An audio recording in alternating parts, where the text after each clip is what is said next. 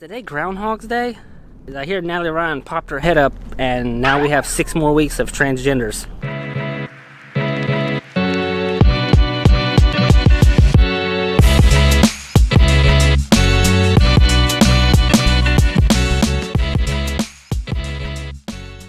It should go to show you that when the entire world, of all the states, there's only one that you can go to and run to file your lawsuit. Only one. California is like the Twitter of the United States. It's not a real place. No one takes people there seriously. That's the best you could do. California, it's not a real place. The people aren't real. The tits aren't real. So it's no surprise that that's the only place that you could get to take your stupid ass lawsuit. We all knew this was coming. I find it kind of absurd that she's going for the OTB Open. You're basically coming after that tournament because that's the one you want to play in it, but you also want to kind of stop it at the same time. What I think they should do is they should cancel that tournament on behalf of Natalie Ryan, just to prove to you that we're not going to take your bullshit. You claim that this was all about you and it's an all-out attack on you, but you, from the get-go, had an all-out attack on the FPO division, on the women division. You said yourself that you knew that you were going to win. Because of your skill level, you are making it onto the lead cards and onto the camera. What is it like to be this ambassador? And is it something that you were aware that might happen?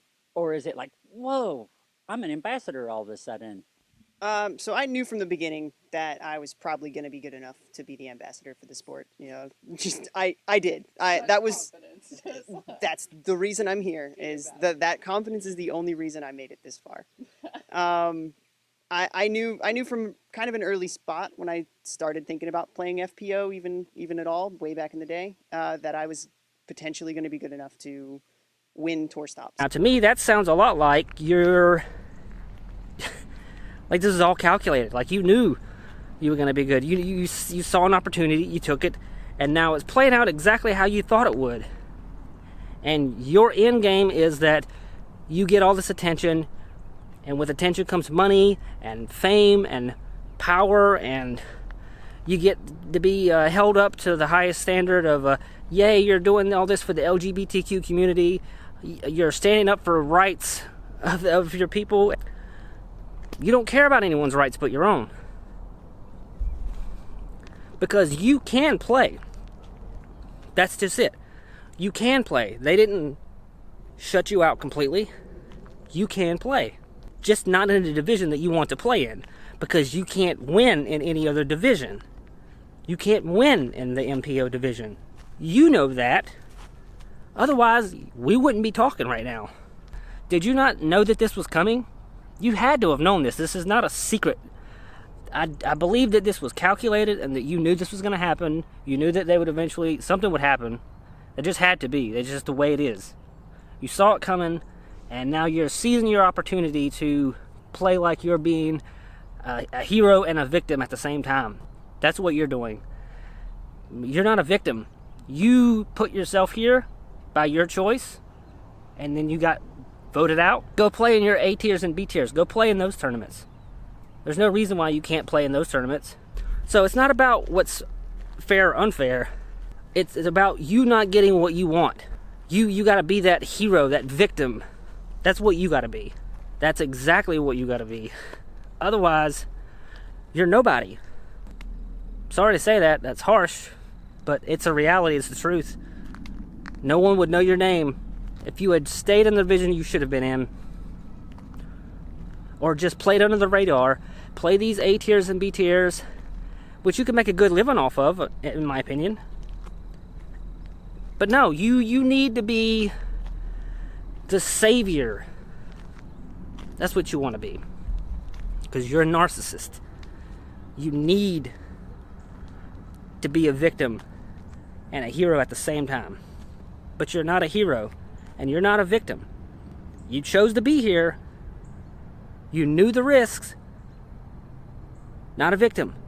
Now, it's going to get to this next step where If the right people get voted into the board of directors, there's going to be 0 transgenders in disc golf. That's what you're getting towards. You're pushing people, pushing them too far. You know, Natalie, if you were smart, you would find an even ground here. And this is what proves that you're a narcissist and that you don't care about anybody else, is that you have yet to offer any other solution. Because there is no solution. It's either you get what you want or that's it. There's no meeting in the middle. There's no trying to understand other people's perspective, because you only care about yours. At least the PDGA tried to meet in the middle somewhere. Where are you meeting? You're not meeting anywhere. You don't give a shit. It's just give Natalie what Natalie wants. Natalie wants that. Natalie wants this. When is Natalie going to get what Natalie wants? Well, guess what? You're pushing a lot of people to not care about Natalie. I've defended you before, but I'm not defending you anymore, Natalie. You're writing this story, and it's not going to end well for you. Everybody sit back and just watch. I don't think that she's going to win this lawsuit the way that she wants to. She might have some things some wishes granted, but I don't think she's going to win it overall, because they are not removing the ability for transgenders to play. They just amped up the criteria for it, and there are other places that have done the same thing. So, and none of those have had any success in being overturned. So I don't know that it is. If it does, maybe it'll be in California, and who cares about California? It's not a real place anyway. There will be some changes to the PGA's policy in the future.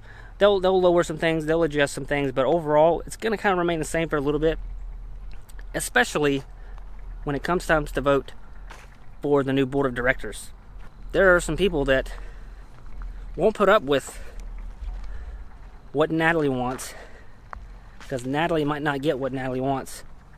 We just all have to vote for the right people. Pay attention for this board of directors vote next time it comes up, because that's going to be key. We'll see you in the next one.